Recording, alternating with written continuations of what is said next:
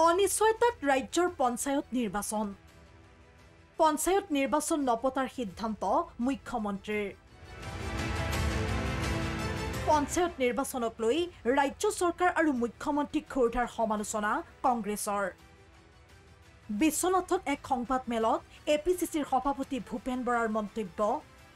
উমৰাংচুৰ ঘটনাক লৈ বিতুষ্ট হৈছে বিজেপি। সেয়ে পঞ্চায়ত নিৰ্বাচন সময়মতে নোহোৱাটো বিচাৰিছে মুখ্যমন্ত্ৰীয়ে। কিন্তু কংগ্ৰেছে ৰাজপথলৈ ওলাই আহি হলেও নিৰ্বাচন অনুষ্ঠিত কৰিব। অৱশ্যে HSLC আৰু HS পৰীক্ষাৰ সময়ত পঞ্চায়ত নিৰ্বাচন অনুষ্ঠিত হোৱাটো কংগ্ৰেছ দলেও নিবিচাৰে। যে ইলেকশন সময়মতে নহব, পৰীক্ষা পাছত ইলেকশন হ'ব, তাৰমানে তেওঁ ইলেকশন বিচৰা নাই। কেলে অবৈধ কয়লা খনিত 20-25 জন শ্ৰমিকৰ মৃতদেহ সোমাই আছে। গোটেই অসমৰ মানুহে চকু পানী টুকি আছে। অবৈধ কয়লা খননৰ সম্পৰ্কত মানুহৰ নতুন প্ৰজন্মৰ খুব চুলি থিয় হৈ আছে।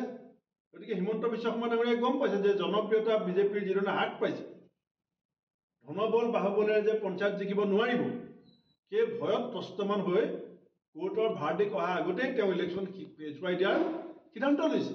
আমি নকওঁ পৰীক্ষা পিছুৱাব লাগে বুলি, মোৰ ল'ৰাই পৰীক্ষা দিব। আমি পৰীক্ষা পিছুৱা, পৰীক্ষাত অসুবিধা হোৱা কথাবিলাক আমি কেতিয়াও ভাবিব নোৱাৰোঁ। আমাৰ এতিয়া পিছলৈ যোৱাৰ কোনো উপায় নাই, কাৰণ আমাৰ প্ৰাৰ্থিত্ব প্ৰত্যাশীসকলেও ইতিমধ্যে জিলাই জিলাই আবেদন কৰিছে। আনকি আমি বহু জেগাত আমাৰ জিলা কংগ্ৰেছে বহু প্ৰাৰ্থীক গো এহেড দিছে যে তোমাৰ কথা মই ভাবিছোঁ, তুমি ফিল্ডত নামা। গতিকে আমি প্ৰাৰ্থিত্ব প্ৰত্যাশীসকলকো ইয়াৰ পৰা আজি আহ্বান জনাইছোঁ যে আমি ৰাজপথত শক্তিশালী আন্দোলন কৰি হ'লেও, ন্যায়ালয়ৰ দৰ্জাত টুকুৰিয়াই হ'লেও পঞ্চায়ত নিৰ্বাচন আমি যিমান পাৰোঁ সোনকালে অনুষ্ঠিত কৰিম। উমৰাংচুৰ অবৈধ কয়লা খননত জড়িত দেৱলাল গাৰ্লুছাক হেণ্ডকাফ লগাব পৰা নাই অসম আৰক্ষীয়ে। গাৰ্লুছাক গ্ৰেপ্তাৰ কৰিলে বিপদ হ'ব মুখ্যমন্ত্ৰীৰ। অবৈধ কয়লা খননৰ লগত জড়িত ব্যক্তিসকলক গ্ৰেপ্তাৰ নকৰিলে পঞ্চায়ত নিৰ্বাচনত ৰাইজৰ ৰোষত পৰিব বিজেপি। সেয়ে মুখ্যমন্ত্ৰীয়ে নিৰ্বাচন নপতাৰ ষড়যন্ত্ৰ কৰিছে। দেৱলাল গাৰ্লুছাই হিমন্ত বিশ্ব শৰ্মাক ভয় নকৰে। হিমন্ত বিশ্ব শৰ্মা ডাঙৰীয়াই দেৱলাল গাৰ্লুছাক ভয় কৰে। কাৰণ যদি দেৱলাল গাৰ্লুছাৰ গাত হাত দিবলৈ হয় চৰকাৰে,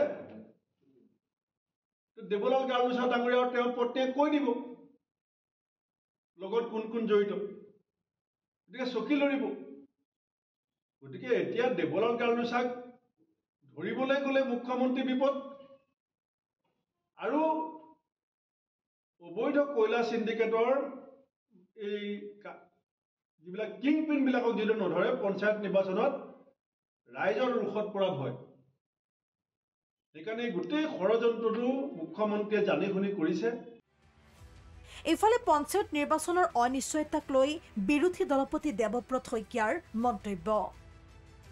জুন-জুলাইত পঞ্চায়ত নিৰ্বাচনৰ প্ৰস্তুতি চলাব লাগিছিল।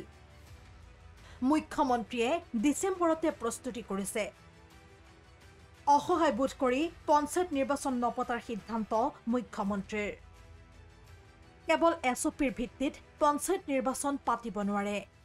সেই কামখিনি নকৰাৰ বাবে যি সময়ত ইয়াত বিজেপি চৰকাৰ আছে, মুখ্যমন্ত্ৰী ডক্টৰ হিমন্ত বিশ্ব শৰ্মা, সেইখিনি সময়ত আমি কংগ্ৰেছ দলটো তাৰ কাৰণে কেনেকৈ জগৰীয়া হ'লোঁ, মুখ্যমন্ত্ৰীয়ে এই কথা স্পষ্ট কৰিব লাগে।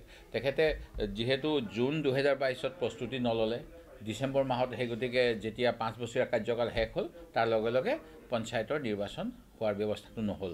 আৰু তাৰ পৰৱৰ্তী সময়ত আকৌ 6 মাহ হ'লে মানে ডিচেম্বৰৰ পিছত জুন 2024ত হ'ব লাগিছিল, তেতিয়াও নহ'লে ডিচেম্বৰ 2024ত হ'ব লাগিছিল। এতিয়া 1 বছৰতকৈ অধিক কাল হ'ল আৰু 6 মাহৰ বাবেহে পঞ্চায়তৰ নিৰ্বাচনৰ পূৰ্বৰ পৰা প্ৰস্তুতি চলিব লাগে। সেই গতিকে তেখেতে প্ৰায় 1.5 বছৰতকৈ অধিক কাল ধৰি কিয় প্ৰস্তুতি নচলালে, সেই কথাটো আমি বিজেপি চৰকাৰক জবাবদিহি কৰিব বিচাৰোঁ। নিউজ ডেস্ক ৰিপোৰ্ট, প্ৰথম খবৰ। अन्नपूर्णा काव घी देश के हर एक खाने को लजीज बनाता है।